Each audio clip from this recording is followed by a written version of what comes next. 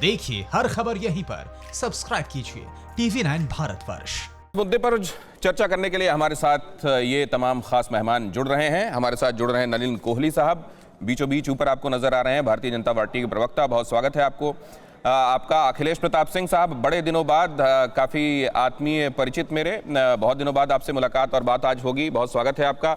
योगेंद्र साहब मेरे साथ जुड़ रहे हैं, अध्यक्ष हैं स्वराज इंडिया के, बहुत स्वागत है। प्रवक्ता एलजेपी के AK वाजपेयी साहब मेरे साथ जुड़ रहे हैं। आमिर हैदर जैदी साहब मेरे साथ इस चर्चा में शुमार होंगे, CPI के नेता हैं। और आयुष के डायरेक्टर मेरे साथ जुड़ रहे हैं, डॉक्टर राज के मनचंदा, जो कि पूर्व डायरेक्टर हैं CCRH के, secretary for information and communication LMHI से जुड़े रहे हैं वो। बहुत स्वागत है आप सभी मेहमानों का।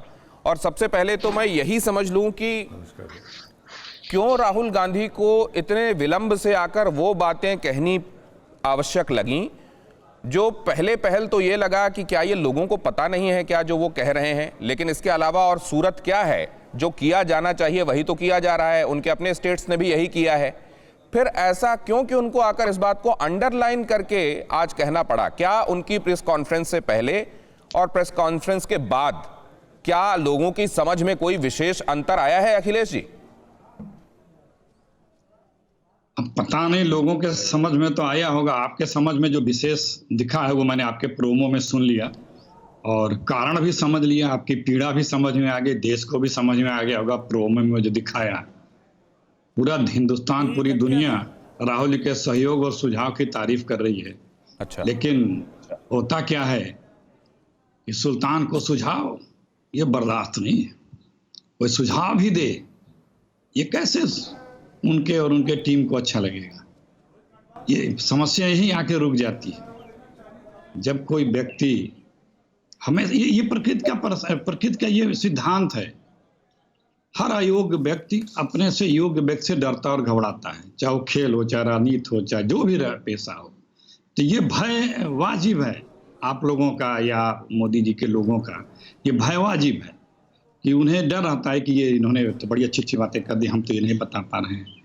और आपने अभी अपने उसमें बताया कई बातें, खुद आपने फैसला भी सुना दिया, बहस भी कर दी, और 2-3 पॉइंट जो आपने रखे, एक बताया आपने कि मोदी जी ने बोला, उसको आपने सुनाया। मैंने सुना, देखा नहीं, लेकिन सुना कि लॉकडाउन ही एक रास्ता है। और राहुल जी ने कहा नहीं, ये नहीं रास्ता है। बस बात यही है कि राहुल जी की बात को काट कैसे दिया गया, और विजय लेने का भी समय नहीं है। और आप लोग बता रहे हैं मोदी जी बड़ा विजयी हो चुके हैं। तो ये दो बातें बड़ी चुभी हैं लोगों को, आप लोगों को और लोगों को। लेकिन मैं आपसे एक सवाल कर रहा हूँ, लॉकडाउन ही अगर सिर्फ पास है, राहुल जी ने कहा, और इसमें हमें सब तैयारी करके इसको लड़ने की आवश्यकता है, इसमें प्लानिंग करके ठीक से समय दिया लॉकडाउन का मतलब, और उस समय में हमको उपयोग करके उसको आगे लड़ लेना है, कोरोना को दूर कर देना है, उसे हटा देना है। लॉकडाउन 24 तारीख को हुई थी। उस दिन हिंदुस्तान में 563 पेशेंट थे और 22 दिन हो गए लॉकडाउन को। अगर लॉकडाउन ही एक रास्ता है तो 12,000 पेशेंट कैसे हो गए? कुछ ज्ञान देंगे इस पे? चलिए, अब आपने मेरी तरफ ये एक तो पहले तो मैं ये स्पष्ट कर दूं अखिलेश जी कि कोई भी व्यक्ति, वो नेता हो, मीडिया हो, या कोई भी व्यक्ति जिसका जन सरोकार है ना, वो कोई भी बात कहेगा, अगर मुंह खोलेगा तो इस बात को ध्यान में रखकर मुंह खोलेगा कि क्या वो जनता के हित की बात कर रहा है कि नहीं कर रहा है। तो अगर मैंने पैकेज में या आपने प्रोमो की चर्चा की, उसमें ये बात कही है, तो मैं इस बात को ध्यान में रखकर कह रहा हूं कि जनता क्या महसूस कर रही है। लेकिन आपने उस प्रोमो को देखने के बावजूद आमंत्रण स्वीकार किया, सबसे पहले तो मैं इसके लिए शुक्रगुजार हूं आपका। और अब आपने जो सवाल पूछा है, आपको एक आंकड़ा और बता देता हूं मैं अखिलेश जी, कि 30 और 31 जनवरी यही वो 2 तारीखें हैं जब बड़े बड़े देशों को, जिसमें इटली, फ्रांस, स्पेन भी शामिल हैं, पहला केस पता चला था। हिंदुस्तान भी उनमें से एक है।